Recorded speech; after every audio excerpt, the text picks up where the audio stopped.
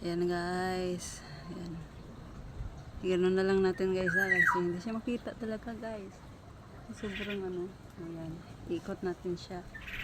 Ikotin na lang natin siya guys ha. Paikot na lang siya guys. O ayan. Yan ang nangyayari ngayon sa araw. Ayan. Umiikot yan. Ayan o. Ikot-ikot lang tayo guys. Ayan. Ikotin kasi parang putok na yung ano. Ayan guys. Sobrang init guys. Oy. Maputok na yung ano, ulo ko sa init. Bilog siya guys ha. Ayan.